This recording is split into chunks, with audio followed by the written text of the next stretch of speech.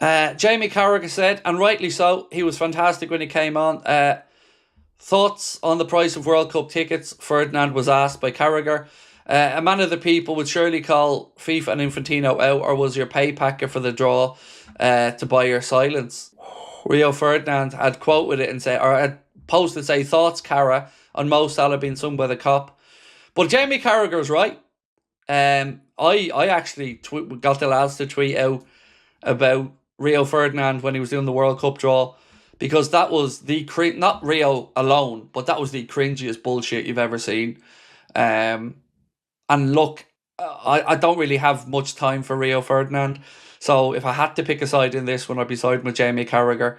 But at least Carragher's man enough to admit that Salah had a good game when he came on. You know, like I said, I don't always agree with Jamie on things, but, you know, if he sees a good performance, happy days, he's able to talk about it. And how do you guys think Salah did when he came on? Because some people talk about him being wasteful at the end, and there's some fairness to that. But, you know, I liked what I saw. I seen him playing with a smile on his face, and I seen his teammates wanting him to do well as well. So certainly, for me, the vibes out there look good. Rafa said wasteful. Yeah, he was wasteful. He was wasteful. But to be wasteful, you've got to be getting into good positions. And the only one, if I'm being honest with you, that I really felt frustrated by was the very, very last chance. The one where I think he ran too straight for me. If he had given himself a bit of an angle, I think the ball back in towards Van Dijk, and I can't remember who the other player was, would have been easier. But look, it was encouraging. It was encouraging for me. And Arna feels that Mo's coming back after the AFCON. But I want to ask you guys on a quick poll on that one. Is Salah still at Liverpool at the end of January? Let us know your thoughts on this one. If you had asked me this before today, I was probably 70-30 that he wouldn't be. Now, I'm honestly 50-50 at this point. It's good that Arna expects him to come back, but I want to just take you through something that Lewis Steele said a little bit earlier on.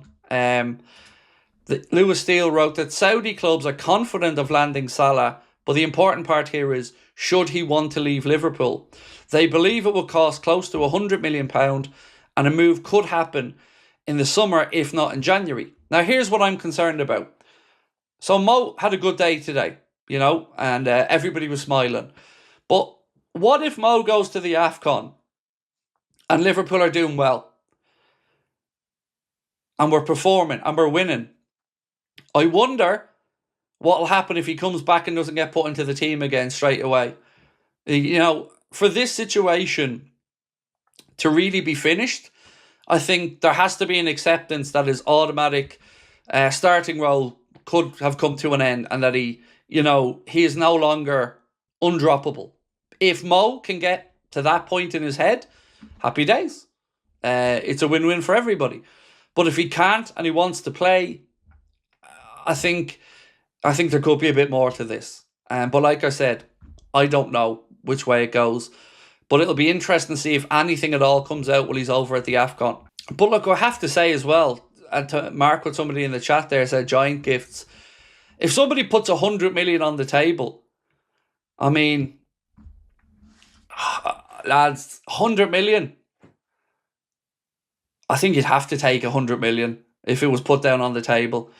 Whether it be January or the summer, you'd have to. Like, even for somebody of Mo's stature, a 33-year-old, if you got 100 million quid, I think you'd have to take it if the player was open to the move. Now, if Mo said, I'm going nowhere, I'm staying at Liverpool and fighting for my place, happy days. I'd be equally as happy for that to happen. But I don't know, if 100 million quid now was plopped down on the table, I think it's at least a conversation. Do you think we will still push and try to get Semenyo? Not really sure. Not sure. The Semenyo situation is an interesting one. We know the release clause becomes a little bit lower in value in the summer. But I think, again, it could come down to what happens with Salah. If Salah stays and is happy to stay, I'd be surprised if we look to bring in Antoine Semenyo in January.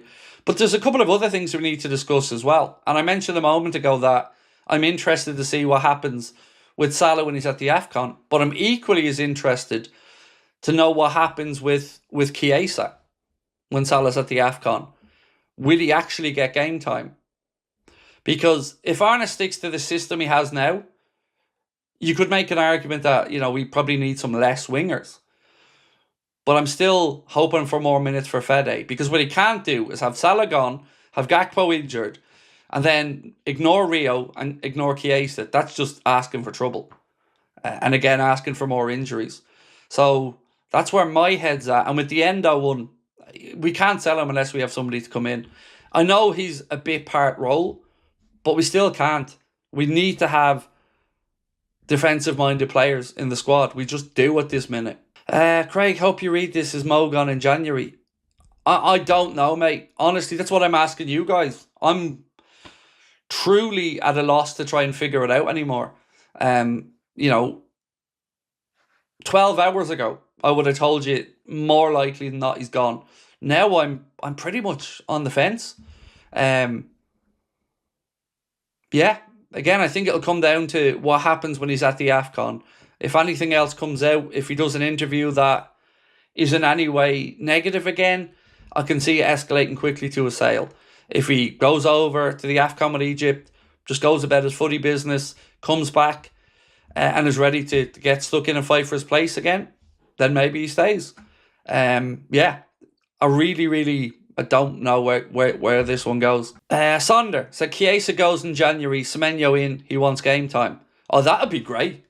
I'd take that in a heartbeat. Not because I've had against Chiesa, but because I know then Semenyo would at least be really looked at by the manager. It winds me up, Son. There's something fierce that we have two wingers the manager just won't go near in Fede and young Rio. Now, Fede got 7.5 minutes again today, which, look, it's minutes, but it's not a lot, is it? Centre-back and DM are the priority for a January case, so we'll have to fill in at winger. I wonder, will we play with wingers, though? If you think about the system that we're currently playing, it almost suits what we have, apart from the injuries, because Salah could play as another striker. I know people don't want to hear this, but I think Gakpo could also play as a second striker. You've got Wirtz, who, can play behind them or off a striker. So I like that system. The only thing that I mentioned before it's lacking in is width. But if you've got Bradley and Kirkes, you can get that width. You can get them up and down because they have the engines to do it. Same with Frimpong on the right-hand side. So yeah, I'm really intrigued to see if he does stick with this now, especially when we start to get players back from injuries. Anything Liverpool posted, no full-time interview for Salah today. 2 weeks in a row, he said no, as he walked past.